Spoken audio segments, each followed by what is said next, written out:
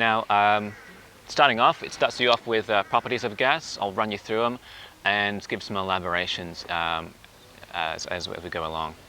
So the first point is gases are very low in density. Now that makes sense because even back at junior high when you learned about density, it's to do with how much matter you have per space of three-dimensional space. So if I have a jar full of marbles, that'll be a lot more dense than if I had a jar full of marshmallows.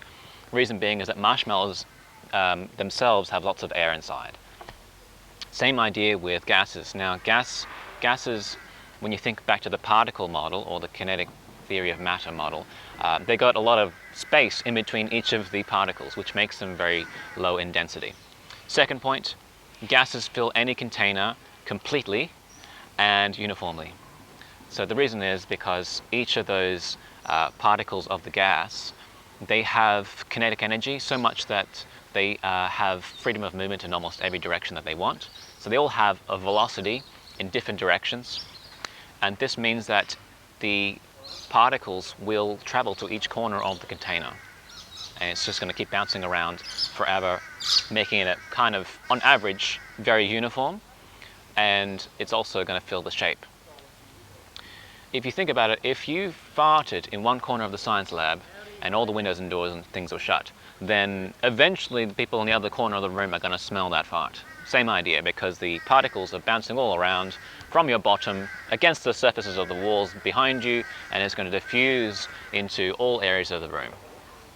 Third point, gases are compressible. Now this comes back to the spaces between all the particles of that gas.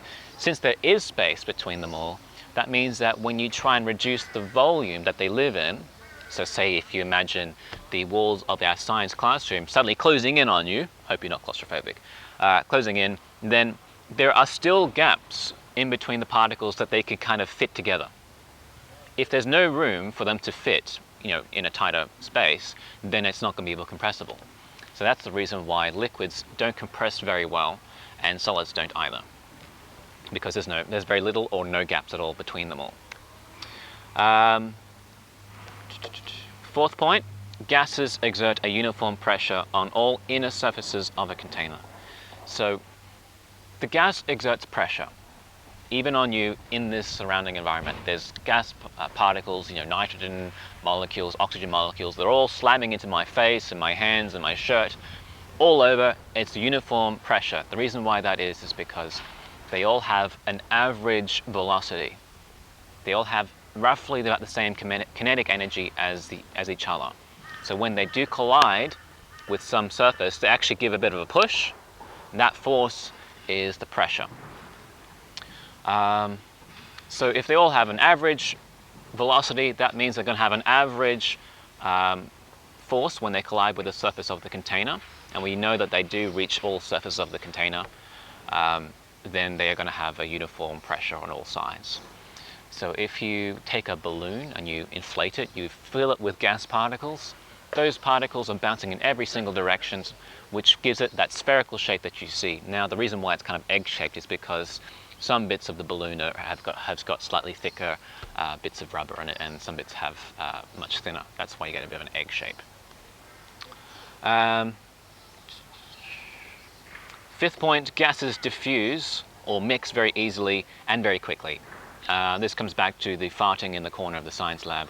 Because the gas particles have so much kinetic energy, they travel very fast in all directions. Therefore, if you have a container, it's going to diffuse, it's going to reach all corners of the room very quickly.